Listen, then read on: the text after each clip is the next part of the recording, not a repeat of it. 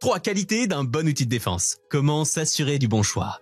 Vous êtes bien dans l'antichambre des secrets, le rendez-vous qui vous fait vivre plus longtemps. Ici Tackline de la Undersurvival Company qui chaque semaine vous présente le condensé de conseils de pro pour assurer votre sécurité. Aujourd'hui, on aborde les outils de défense. À la fin de cette émission, vous saurez comment les choisir en fonction de vos besoins. Je vous présenterai mon outil préféré pour finir sur quelques cadeaux, histoire d'aller plus loin et de tenir jusqu'à la semaine prochaine.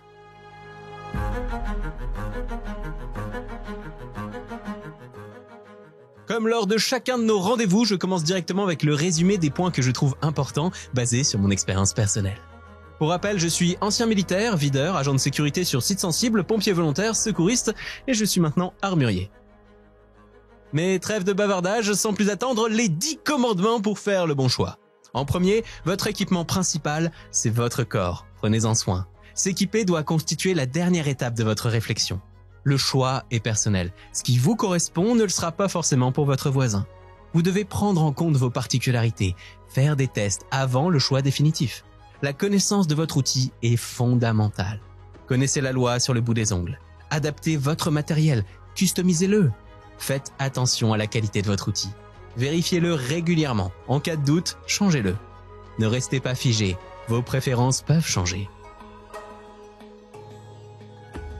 Mesdames, messieurs, vous êtes toujours sur Radio Under, la seule radio pirate qui vous fait vivre plus longtemps. Après avoir savouré nos précieux commandements, place à notre condensé du jour.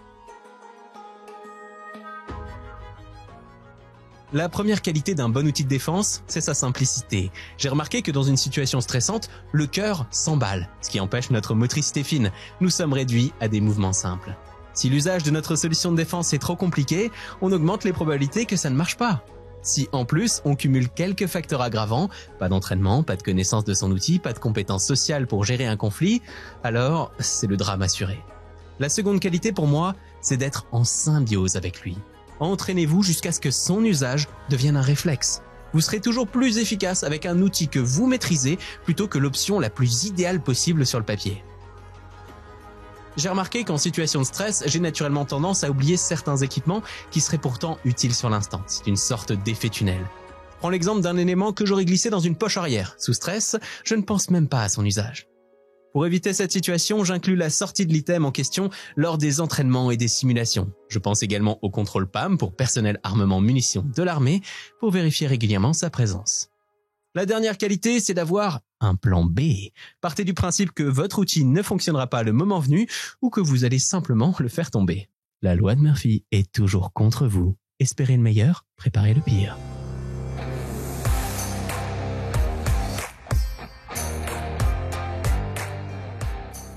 Pour finir, pensez à la réglementation de votre pays. Il serait regrettable qu'un outil de défense vous apporte plus de problèmes qu'autre chose. Certes, en pensant de cette façon, le choix devient limité, mais il est toutefois possible de l'optimiser. Pour améliorer l'efficacité de son matériel, il suffit d'améliorer son physique, car il constitue son prolongement. Comment ?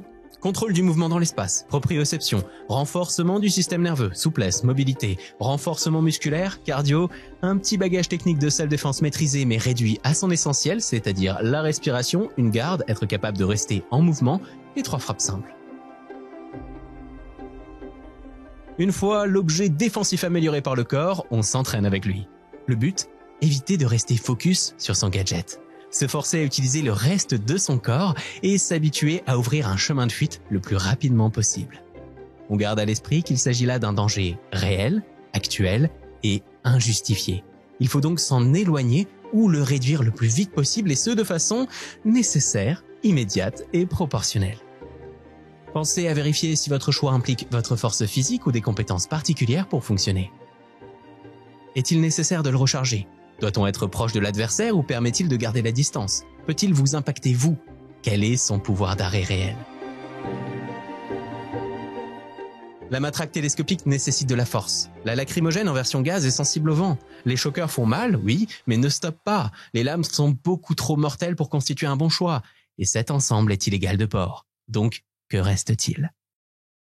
Les outils d'impact légaux, comme les lampes torches ou les stylos, ont l'avantage d'être faciles à transporter. Ils durcissent votre frappe, ils fonctionnent quoi qu'il arrive, ils ont un usage double, écrire ou illuminer en plus de cogner, c'est donc mon choix principal. D'un côté, la lampe EDC29 de chez Nightcore, dispo sur undersurreal.com, et de l'autre, le marqueur de chez Cold Steel ou le stylo de chez Bokeh, également disponible sur Under. Leur désavantage reste la distance d'engagement, le corps à corps, mais aussi l'implication de la force physique et l'efficacité moindre que d'autres possibilités.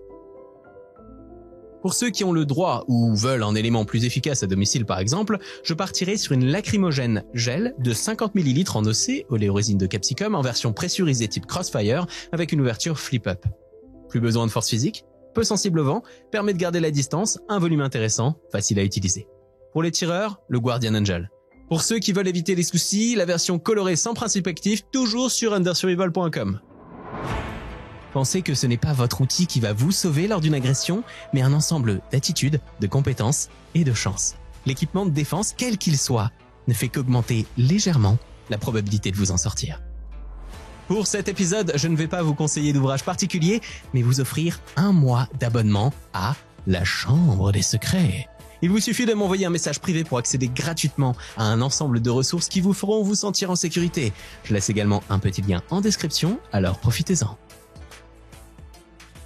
Mesdames, messieurs, c'est votre chef de bord qui vous parle. Vous êtes toujours branchés sur les ondes de Radio Under. Nous volons actuellement paisiblement en direction de la fin de ce podcast. Et oui, c'est ainsi que se termine votre émission préférée. Le temps d'antenne est épuisé pour aujourd'hui. Merci du fond du cœur de nous avoir suivis. On se retrouve la semaine prochaine sur les ondes. En tout cas, une chose est sûre, quelques minutes de votre temps peuvent sauver des vies, à commencer par la vôtre, et c'est déjà pas mal. Et souvenez-vous, si vous écoutez ceci, vous êtes la décadence.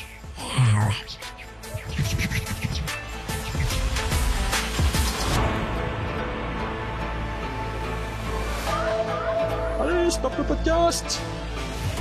2,5 gigawatts.